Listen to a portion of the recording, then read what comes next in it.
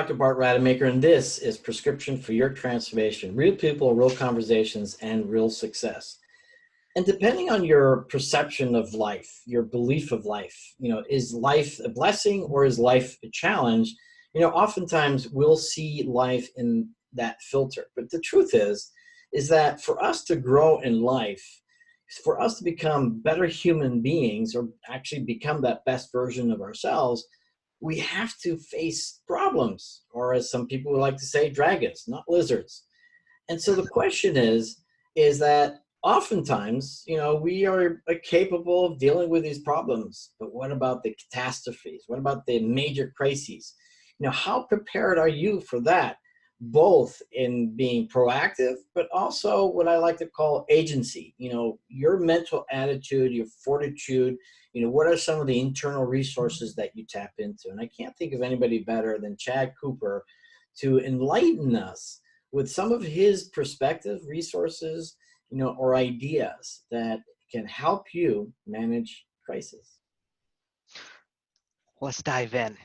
Always a pleasure. Always excited on what we're going to talk about and serve people with. So, perspective, managing a crisis. I was on with the chief, as you know, Te Poroho in New Zealand, the oldest indigenous tribe in New Zealand of the Maori people. And he has such a like Buddha, gentle way of expressing himself, Bart. And he says, what you're saying, Chad, is that sometimes people in your best approach can be difficult or can be a challenge in the way that we interact with them. I said, are you politely saying that people are a pain in the ass? And he just starts laughing, right? And the point with that is it's about perspective. Language really matters.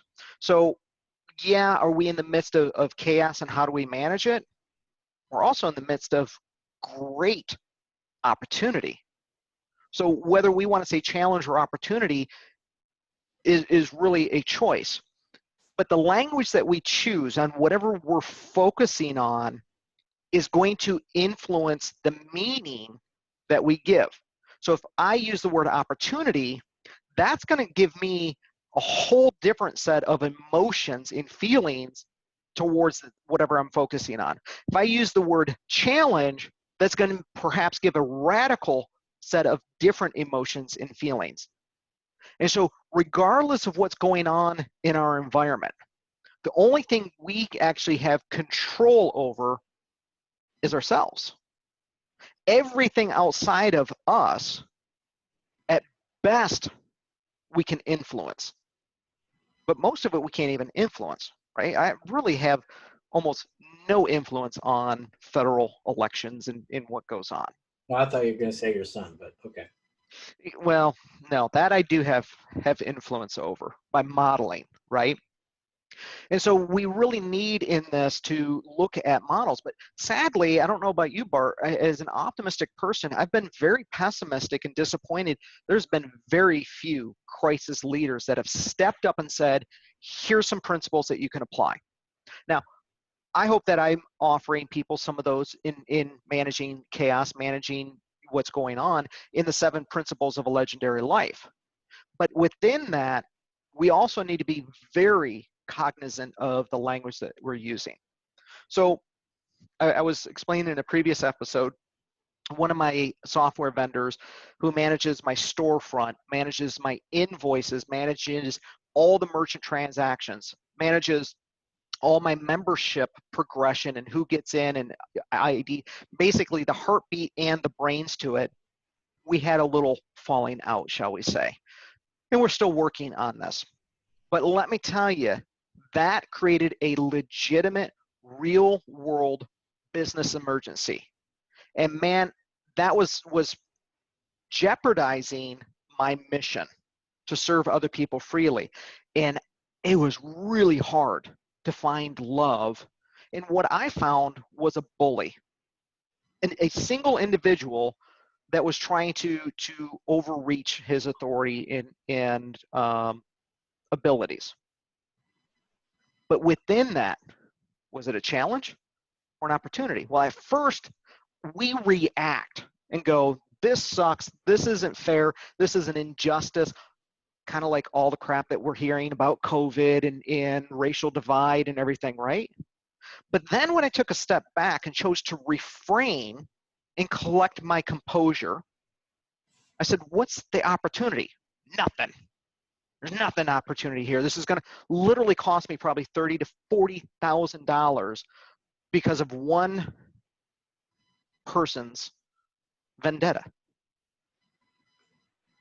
The opportunity was, it's been tense, it's expensive. Here's an opportunity to go work with somebody better that can serve me even better. Oh, there's an opportunity. I have an opportunity to say, bag it, throw in the towel if I want to. But it was also an opportunity where one of my good friends said, I've always thought that back end stuff, you made it too complicated. Why do you need to release these modules 12 at a time? Why don't you just go like, here's everything, go at your own pace? And I went, that's a really good point. I've made this whole thing way too complicated. I could actually save cost, energy, and efficiency and just strip it down and get a better result. But you're not going to do that when you're looking at the focus as a challenge. Because if it's a challenge and I'm a man, I'm going to step up, right? I'm drawing the sword. Oh, you think you're the baddest? That doesn't engage this and this. And so in the midst of that, the things that we want to do is take a step back, collect ourselves and say, am I reacting? Am I suppressing, which is only going to come out later like a tea kettle, right? It's going to blow. Or am I choosing to respond instead, or choose just simply to refrain, right, and not need to? That is always our choice. And the thing I see going on in the world is people reacting and people saying, I'm going to compromise my values because I have a boo-boo. Something happened to me. It's injustice. That's life, man. Referee's going to make a bad call. Instead, ask yourself, well, that's the explanation, but it's not an excuse for me to compromise my values, my character. That's really hard to do.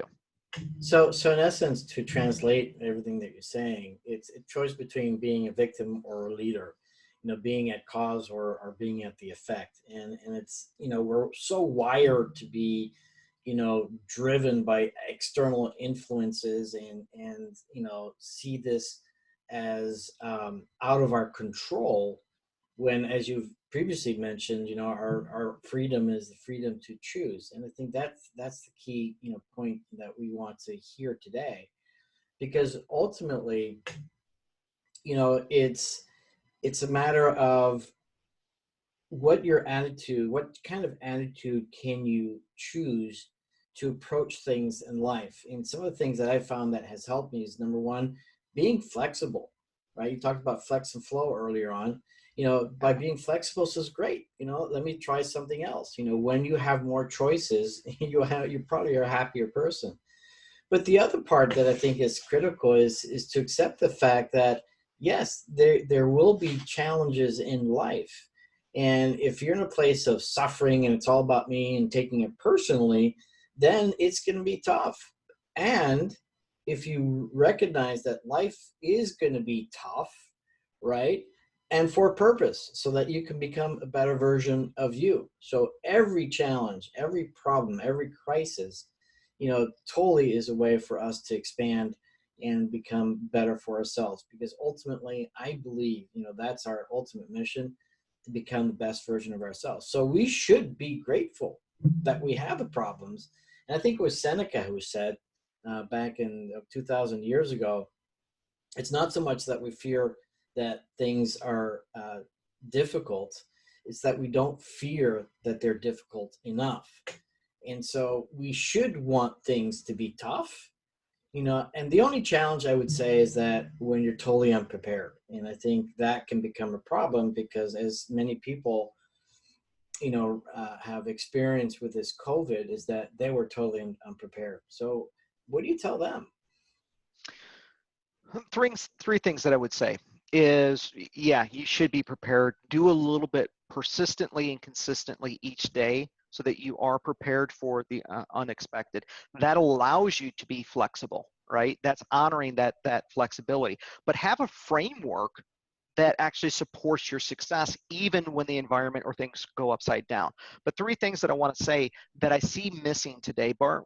Number one, we are way too serious. Yeah, we got some serious challenges. Play anyway. Mhm. Be playful. My goodness, people have forgotten how to be playful. You don't grow old. What is it? People don't stop playing because they grow old.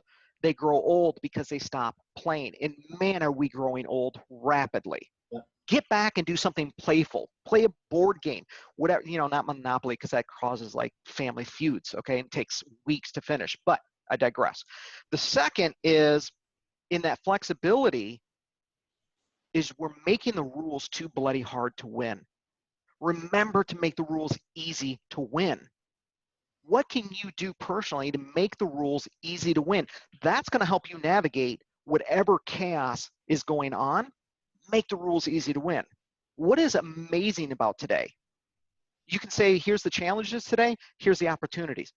Make it easy to win, okay? And focus on the opportunities. And number three is injustice exists. Life isn't fair. And I love using the analogy of football, like American soccer, but the rest of the world's football, is if you're in a championship game, it's inevitable as you watch the World Cup, the referee's going to make a bad call. That's life. And guess what, folks?